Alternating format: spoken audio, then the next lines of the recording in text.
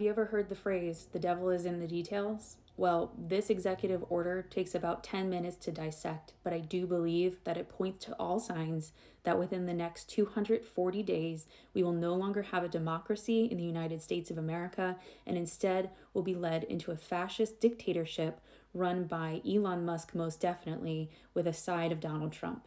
This takes a while to get through. I urge you to watch it at 2 times speed. If that helps, I'll put captions on it.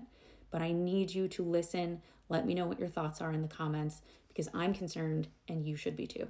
Let's get into it. This executive order was signed yesterday by President Trump.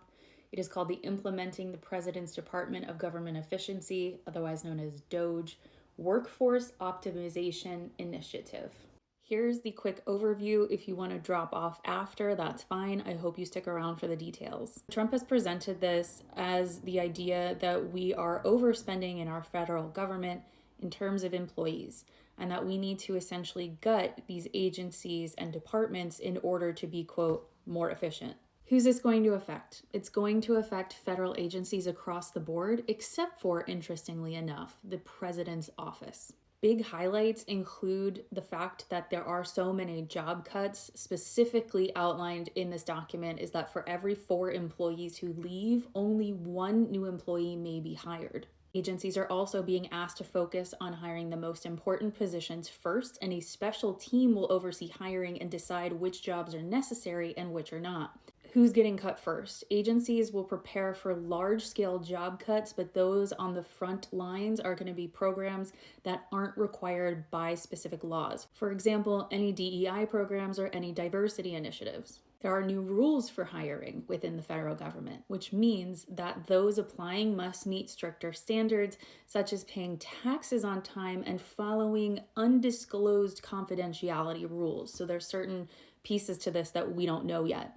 We know historically, Trump has asked people he is hiring, or Trump's administration has asked people they are hiring, who they've voted for. Future plans for this include figuring out which agencies need to be completely eliminated and which ones need to merge into one. And we are not going to have any true findings on this or plans moving forward until 240 days from yesterday, the date of signing, because all agency leads are to submit a report to President Trump to make further decisions from. Let's get into the details. In fact, I believe in this case, the devil is in the details, meaning that this executive order looks fairly simple and straightforward on the surface, but now we're in the text, so let's see what it actually means. I've got a notebook. I've got stuff up on the screen behind me. We are doing the deepest dive. Right away, Section 1 says, to restore accountability to the American public, this order commences a critical transformation of the federal bureaucracy by eliminating, quote, waste, bloat, and insularity. My administration will empower American families, workers, taxpayers, and our system of government itself. What was that last line? And our system of government itself. Yes, he's at least admitting to the fact that he is destroying democracy from within. And the way he's going to start doing that is by attacking federal bureaucracy. So who makes up the bureaucracy? Well, a bureaucracy includes those who are appointed to positions rather than elected to positions within the government. These would be things like department heads, agency leads, military personnel. Yes, you heard that correctly. Generals, admirals, anybody else who is a leader in the military that is appointed that position because they have earned it. Donald Trump wants a say. He wants to get rid of a lot of this. The reason Donald Trump wants to gut bureaucrats from our system is because they are there to be a system of checks and balances for the president. People in these roles take an oath to the Constitution, not the president. These are also positions that are impersonal, meaning they are to uphold the law. They are not influenced by personal relationships or favors.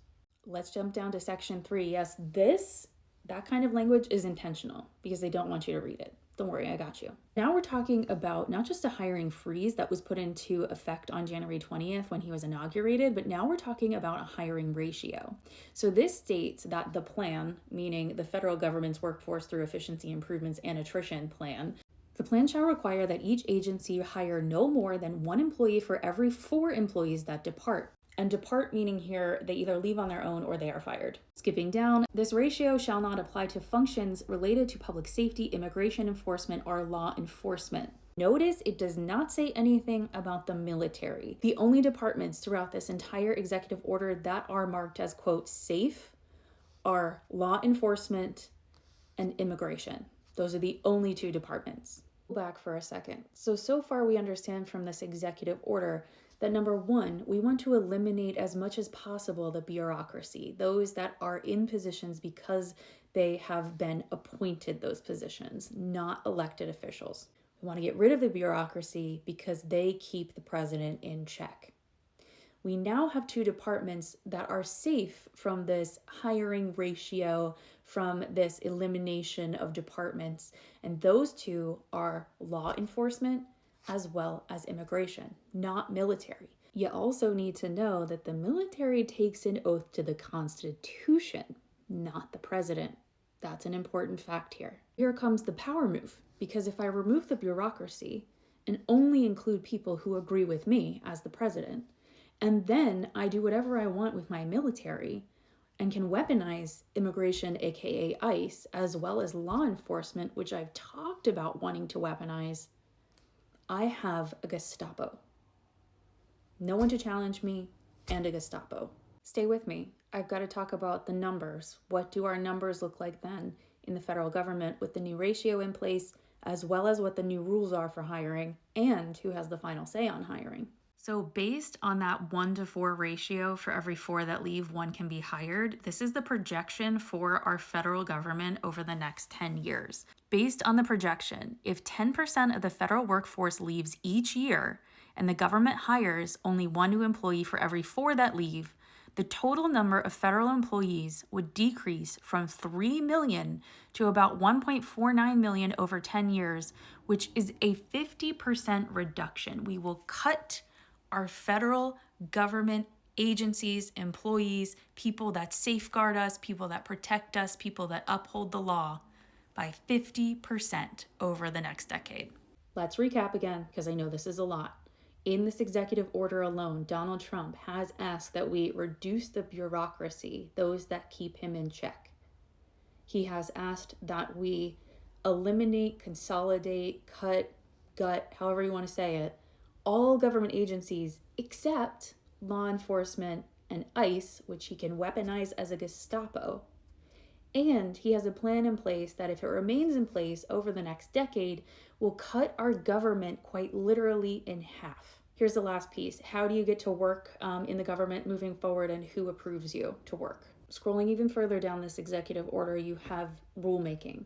Within 30 days of the date of this order, the Director of the Office of Personnel Management shall initiate a rulemaking that proposes to revise that code to include additional suitability criteria for working in the government, the federal government. You can't work there if you fail to comply with general applicable legal obligations, including timely filing of a tax return, failure to comply with any provision that would preclude regular federal service, including citizenship requirements, refusal to certify compliance with any applicable non-disclosure obligations consistent with that code, and failure to adhere to those compliance obligations in the course of federal employment, and theft or misuse of government resources. What's the one that sticks out to you? Is it this one? Refusal to certify compliance with any applicable non-disclosure obligation. If you're not willing to comply with whatever they ask you to sign, you're out. This is how Trump gets MAGA-only federal government employees. Here's the final puzzle piece to the dictatorship, the oligarchy, the monarchy, whatever term we're presently using. Fascism. Who does the approvals? Well, each agency head shall develop a data-driven plan in consultation with its DOGE team lead to ensure new career appointment hires are in highest need areas. This hiring plan shall include that new career appointment hiring decisions shall be made in consultation with the agency's DOGE team lead consistent with applicable laws. The agency shall not fill any vacancies for career appointments that the DOGE team lead assesses should not be fulfilled unless the agency head determines the positions should be filled. Listen to DOGE or you're out. And who's in charge of DOGE? Elon Musk. And who are these leads at DOGE? All of those teenagers. Elon Musk and a band of teenagers are going to run our country in tandem with the voice that is Donald Trump. And we're just going to all be okay with this.